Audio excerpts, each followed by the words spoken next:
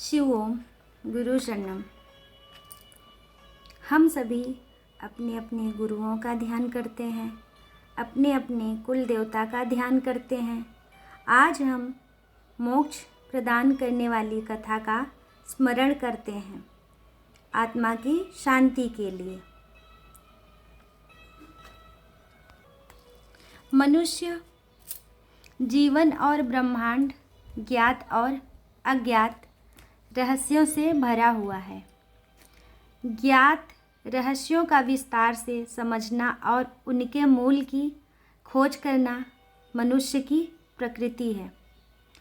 वही अज्ञात रहस्यों के संबंध में अनंत जिज्ञासाओं को शांत करने के लिए भागवत गीता का अध्ययन योग, भक्ति योग, कर्म योग, परंतु श्रेष्ठ गुरु के सानिध्य में ज्ञान पाना चाहिए। वहीं से गुरु से ज्ञान प्राप्त करके भागवत गीता में ईश्वर का ध्यान करके ईश्वर को ही सर्वस्व मान करके अपने विचारों को एक बिंदु पर ध्यान लगाया जाता है।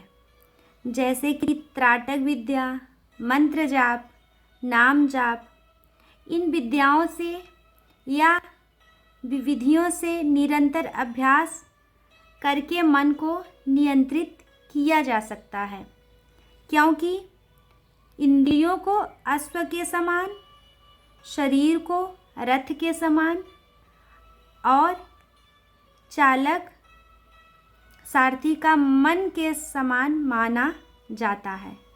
जिस तरह से जो साधक अपनी इंद्रियों पर नियंत्रण पाने के लिए व मन को शुद्ध करने के लिए निरंतर मंत्र जाप, नाम जाप करता है, जिससे वह भागवत प्राप्ति कर सकता है।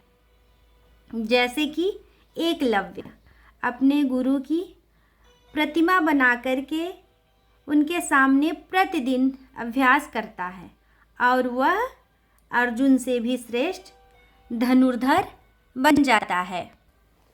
जब मानव निरंतर निस्वार्थ भाव से भगवान का स्मरण करता है तो ईश्वर की कृपा से मानव को ध्यान की प्राप्ति होती है और यही सच्चा सुख निरंतर ध्यान से होता है, जिससे मानव मोह माया से मुक्त हो जाता है और परम तत्व को प्राप्त करता है। इसी भाव से निष्काम कर्मयोगी सन्यासी बनता है। ध्यान मार्ग हमें निस्वार्थ भाव से ईश्वर की भक्ति कराना सिखाता है। जो व्यक्ति निरंतर गुरु मंत्र का जाप करता है, निरंतर भगवान के प्रति भक्ति में लीन रहता है, मोह माया को छोड़कर और सच्चा ध्यान लगाता है, उसे ही परम गति की प्राप्ति होती है, सच्चा सुख मिलता है। निराकार शिव में शून्यता, एकाग्रता, पूज्य आस्था के साम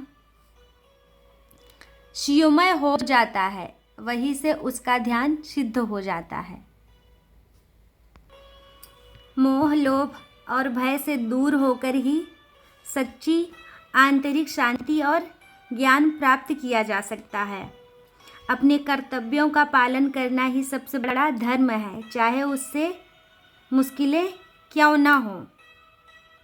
मनुष्य को अपने मन के माध्यम से स्वयं का उद्धार करना चाहिए और खुद को नीचे नहीं गिराना चाहिए। यह मन ही मनुष्य का सबसे अच्छा मित्र है और यही उसका सबसे बड़ा शत्रु भी है। गीता हमें निडर होकर जीना, कर्मयोगी बनाना और हर परिस्थिति में सकारात्मक रहना सिखाती है। इसलिए हमें गीता का अध्ययन करना चाहिए और भागवत प्राप्ति के लिए कर्म करना चाहिए। गीता पढ़ना चाहिए और भगवान में लीन होना चाहिए। शिव ओम गुरु शरणम।